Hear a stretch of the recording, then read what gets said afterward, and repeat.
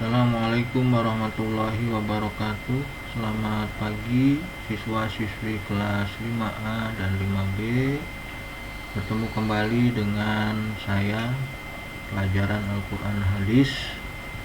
Mudah-mudahan kita senantiasa diberikan kesehatan oleh Allah Subhanahu wa Ta'ala.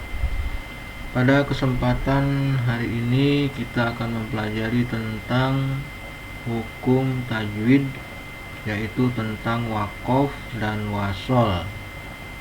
Waqaf menurut bahasa artinya berhenti.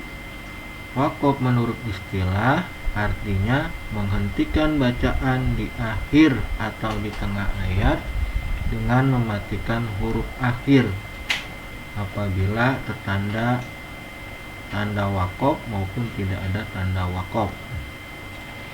Sedangkan wasol menurut bahasa artinya terus, lanjut. Menurut istilah artinya meneruskan atau menyambung bacaan baik di akhir ataupun di tengah ayat yang terdapat tanda waqafnya dengan membaca huruf akhir sesuai harokatnya dan disambung dengan kalimat atau ayat berikutnya. Itu pengertian waqaf dan wasol. Berikut ini macam-macam waqaf. Satu, waqaf lazim, lambangnya huruf mim. Apabila ada tanda mim harus berhenti, tidak boleh terus.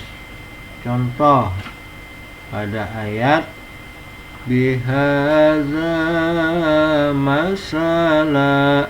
Nah, di situ di atasnya ada tanda mim, berarti harus berhenti, tidak boleh terus, tidak boleh dibaca bihadza masalai yudillu bihi kasiro.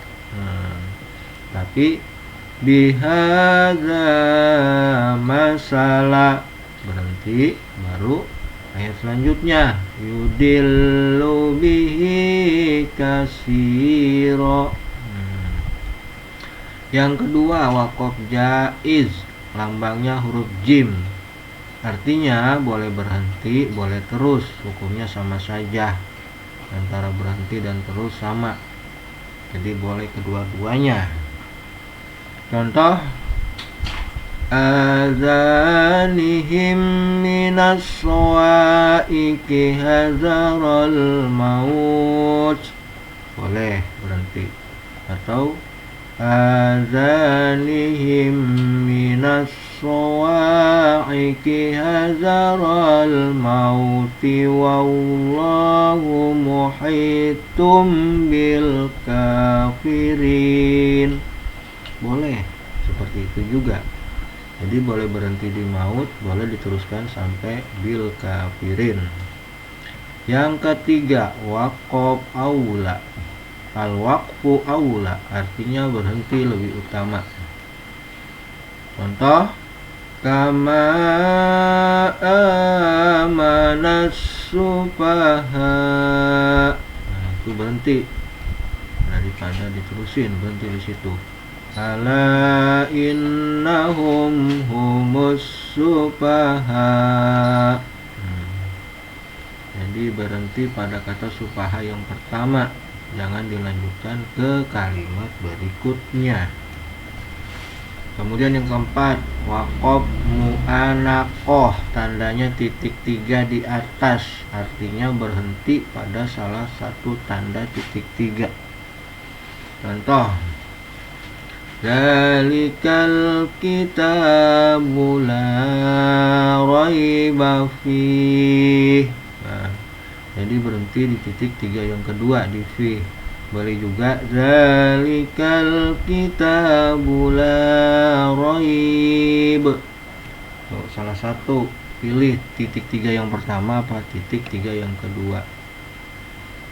Tapi kebanyakan baca berhenti di titik 3 yang kedua. Zalikal kitabu la raiba fih hudal lil muttaqin.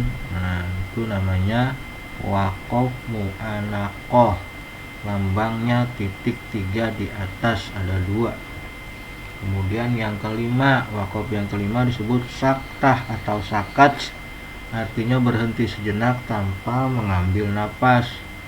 Contoh, kalla bal rana ala qulubihim ma kanu yaksibun. Biasanya di atasnya ada huruf sin. Tanda sakta itu huruf sin. Kalla bal rana ala qulubihim ma kanu yaksibun. Jadi bal berhenti tapi nggak mengambil napas. Lalu dilanjutkan lagi ke kalimat berikutnya. Kemudian macam-macam wasol. Ada dua. Satu al-waslu aula, lambangnya sholat, artinya boleh berhenti, terus lebih utama. Ulaika ala hudam mir rabbihim, boleh berhenti, tapi lebih utama diteruskan. Ulaika ala hudam mir rabbihim wa ulaika humul muflihun. Nah, itu lebih utama, jadi nyambung antara kalimat ayat pertama dengan kalimat ayat kedua, jadi satu. Kemudian yang terakhir, la waqfa fihi, artinya tidak ada wakaf, berarti tidak boleh berhenti, melainkan harus terus. Contoh, wa na'amahu fayaqulu rabbi akraman, nggak boleh berhenti. Wa na'amah fayaqulu rabbi akraman, awalnya itu wa amma iza mabtalahu rabbuhu, wa amma iza mabtalahu rabbuhu fa akramahu wa na'amahu fayaqulu rabbi akraman. Itu contoh la waqfa fihi, lambangnya adalah lam alif. Demikian tanda wakaf dan tanda wasol. Mudah-mudahan kalian dapat memahami. Tolong cari contohnya ayat Al-Quran yang ada tanda wakaf masing-masing. Baik wakaf yang pertama, yaitu wakaf lazim, kemudian wakaf jaiz, kemudian ada al-waqfu aula, wakaf aula, wakaf mu'anaqah, dan saktah. Masing-masing wakaf satu contoh ayat Al-Quran. Cari di Iqra atau Al-Quran. Kemudian wasol juga sama, satu contoh ayat Al-Quran masing-masing. Al-waslu aula satu contoh, dan la waqfa fihi satu contoh. Tulis di buku tulis contohnya setelah kalian menemukan di dalam Al-Quran, kemudian kirim kepada saya melalui WhatsApp. Demikian. Assalamualaikum warahmatullahi wabarakatuh.